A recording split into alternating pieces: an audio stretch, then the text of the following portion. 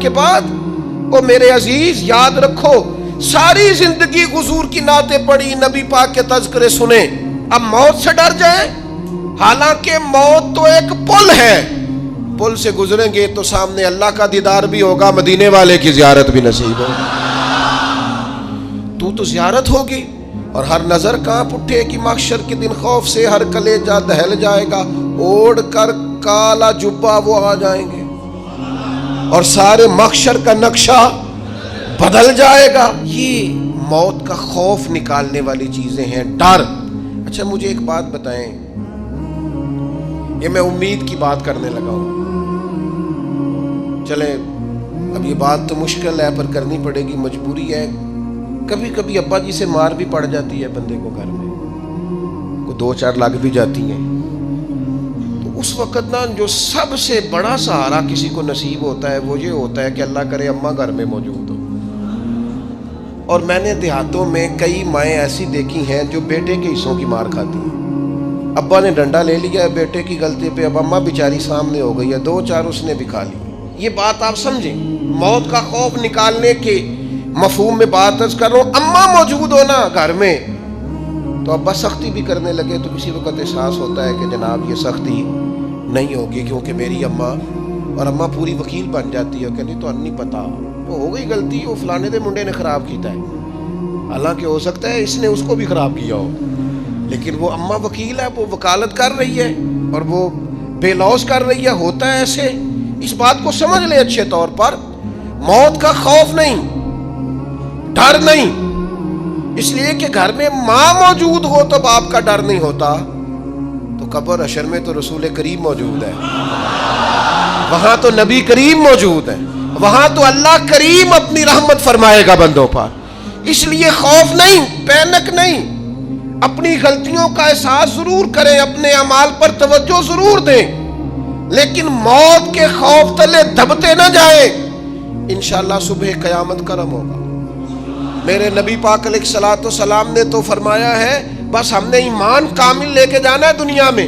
حضور نے فرمایا ہے جس طرح 14ویں رات کا چاند چمکتا ہے اس طرح میرے غلاموں کے چہرے چمکیں گے قیامت کو۔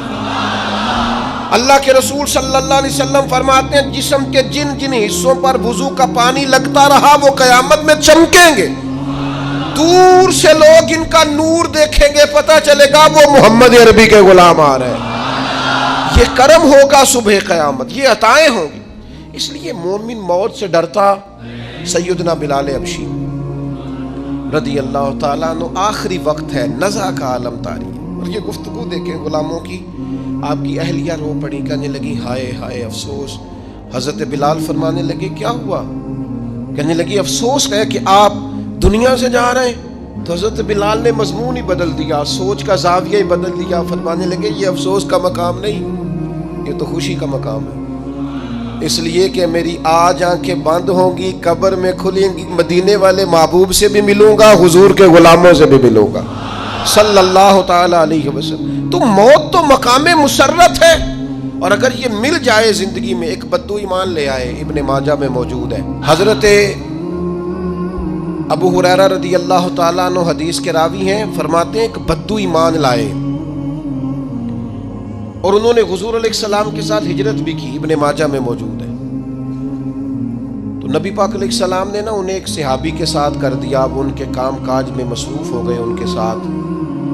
تو حضور علیہ السلام نے نا ایک جگہ سے مال غنیمت آیا، تو طریقہ مبارکہ یہ تھا کہ مال غنیمت میں سب کو حصہ دیا جاتا تھا، اگرچہ وہ جہاد پہ نہیں گئے لیکن حضور نے انہیں بھی حصہ دیا، تو وہ صحابی تو رو پڑے، عرض کرنے لگے حضور میں اس کے لیے تو ایمان نہیں لایا تھا۔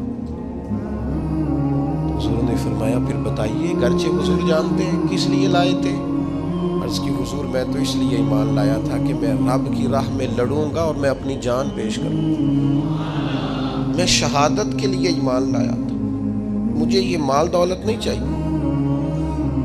تھوڑی ہی دیر گزری کہ ایک اور مارکے کا اعلان ہو گیا، جنگ کا اعلان ہو گیا۔ حضور نے فرمایا چلو، وہ گئے، اور چند ہی لمحے گزرے کہ وہ میدان میں اترے اور پھر شہید ہو گئے۔ صحابہ کرام ان کی مقدس لاش مبارک کو اٹھا کے محبوب کے قدموں میں لائے تو نبی کریم نے کیا خوبصورت بات ارشاد فرمائی. حضور فرمانے لگے دیکھو اس نے اللہ کی تصدیق کی ہے تو رب نے بھی اس کی تصدیق فرما دی. اور پھر یہ دو جملے محبوب کہتے کہتے اٹھے اور پھر حضور نے اپنا جبہ مبارک اتارا اور اتار کے فرمایا اس بندے کو نہ اس جبے میں کفن دے دو, اس میں اسے کفن دو, اس لیے کہ تو شہادت کے لیے ایمان لایا, موت کی آنکھوں میں آنکھیں ڈال کے جیا, اپنی زندگی کمزور نہ گزاری. مسلمانوں پہ کافر کا رعب طاری ہو گیا ہے. ایک تو ہوتا ہے نا کہ کوئی مدد کرنا, کوئی آگے بڑھنا, فلسطین کا نام تک نہیں لے رہے حکمران زبان سے, ذکر تک نہیں کر رہے, چینل ذکر نہیں کر رہے. اتنا رعب, اتنا کفر کا خوف, صرف اس لیے کہ ہمیں موت کا ڈر ہے. مر جائیں گے تو بستر پہ نہیں مریں گے, بیماریوں سے نہیں مر جاتے لوگ. خدا کے بندو اپنی زندگی میں اتنا خوف اگر موت کا پیدا کر لو گے. حضرت سعید ابن جبیر رضی اللہ تعالیٰ عنہ بہت بڑے فقیہ تھے. حجاج بن یوسف نے بلایا اور کہنے لگا میں تمہیں موت دینے لگا ہوں, مار دوں گا تمہیں. بڑا ظالم آدمی تھا, بڑے لوگ اس نے قتل کیے تھے. حضرت سعید رضی اللہ تعالیٰ عنہ مسکرا پڑے اور غصے میں آیا, کہنے لگا کیوں ہنستے ہو؟ فرمانے لگے تو بڑا بیوقوف ہے, تجھے کس نے کہا زندگی اور موت تیرے ہاتھ میں, یہ تو تب آئے گی جب میرا رب چاہے. کہنے لگا لے جاؤ ان کو اور جا کے قتل کر دو. تو وہ جب جلاد لے جا رہے تھے تو آپ اور کھل کے مسکرائے, ہنسے. یہ آپ کی طاقت ہے کہ موت کو دیکھ کے مسکراہٹ ہو, لبوں پہ تبسم رقصہ ہو, مسکرائے. جب آپ مسکرا رہے تھے تو اس کو اور غصہ آیا, واپس بلایا. کہنے لگا مسکراتے کیوں ہو؟ فرمانے لگے تیری جرت پہ مسکرا رہا ہوں اور اس بات پہ مسکرا رہا ہوں کہ رب کتنا بے نیاز ہے, تیرے جیسے لوگوں کو بھی مہلت دے رکھی ہے. کتنا بے نیاز ہے, تیرے جیسے لوگوں کو مہلت. اور غصے, کہنے لگا میرے سامنے قتل کرو. حضرت سعید ابن جبیر رضی اللہ تعالیٰ عنہ نے منہ کعبے کی طرف کر کے پڑھنا شروع کیا, انی وجہت وجہی للذی فطر السماوات والارض حنیفا وما انا من المشرکین. آپ یہ پڑھ رہے تھے تو کہنے لگا اس کا منہ کعبے سے پھیر دو. کعبے سے منہ پھیرا تو آپ فرمانے لگے تو بڑا ہی بیوقوف ہے, میرا رب کو صرف کعبے کی طرف مقید ہے, وَلِلَّهِ الْمَشْرِقُ وَالْمَغْرِبُ فَأَيْنَمَا تُوَلُّوا فَثَمَّ وَجْهُ اللَّهِ. چہرہ پھیر دیا جب اس نے تو آپ فرمانے لگے مشرق بھی اللہ کا, مغرب بھی اللہ کا. اور اللہ فرماتا ہے تم جدھر بھی منہ کرو ادھر ہی اللہ کی رحمت ہے. یہ پڑھا تو اب اس نے لٹایا, اور جب وہ آپ کو قتل کر رہا تھا تو حضرت سعید ابن جبیر کی ایک زوردار آواز گونجی. فرمایا یاد رکھنا مجھے اسی طرح قتل کرنا جس طرح تم خود قیامت میں قتل ہونا پسند کرتے ہو. میرا آخرت پر یقین کامل ہے, محشر میں عدالت لگے گی, میں تمہیں قتل کروں گا میں. حضرت سعید ابن جبیر کی وہ جرت تھی کہ دربار سارا لرز گیا حجاج کا. حضرت سعید ابن جبیر رضی اللہ تعالیٰ عنہ کہنے لگے اللہ اسے میرے بعد کسی پر مسلط نہ کرنا, میرا قتل آخری ہو, میرے بعد نہ ہو. ڈر گئے لوگ, سہم گئے. اور وہ جو جلاد آپ کو قتل کر رہا تھا اس کے بھی ہاتھ کانپ رہے تھے. اتنی جرت, موت کا ایک منٹ کے لیے خوف نہیں. حضرت سعید ابن جبیر رضی اللہ تعالیٰ عنہ شہید ہو گئے تو اتنا خون نکلا, اتنا خون نکلا, اتنا خون نکلا, خون بند ہی نہیں ہو رہا. ایک طبیب بیٹھا تھا, ہانپتے کانپتے ڈرے ہوئے سہمے ہوئے.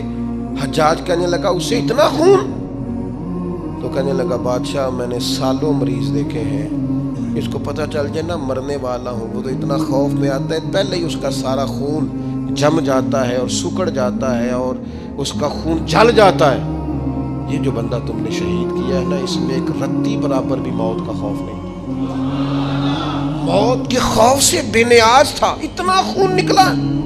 حضرت سعید ابن جبیر شہید ہوئے اسی دن حجاج کے پیٹ میں درد شروع ہوا. صرف 15 دن حجاج بعد میں زندہ رہا ہے, 15 دن, اور ساری رات تڑپتا تھا, کہتا تھا مجھے خواب میں آ کے پیروں سے گھسیٹتے. حضرت سعید ابن جبیر چلاتا تڑپتا 15 دنوں کے اندر. طبیبوں نے کہا تیرا جو مرض ہے یہ کوئی آسمانی عذاب ہے. میرے عزیز موت سے ڈرے نہیں بلکہ جو ظالم ہو ان کو ڈرا دیں, یہ مومن کی شان ہے. اپنی زندگی کے اندر سے موت کا خوف نکال دیں. تاکہ زندگی کے جو دن ہیں وہ جیے تو جا سکیں, وہ انسان مضبوطی سے وقت سے گزار سکے. حضرت علی شیر خدا رضی اللہ تعالیٰ عنہ نا وہ جیکٹ نہیں پہنتے تھے جنگی, جو کمر پہ پیچھے لوگ پہنتے تھے نا, تلوار کوئی مارے تو زخم نہ ہو. تو کسی نے مولا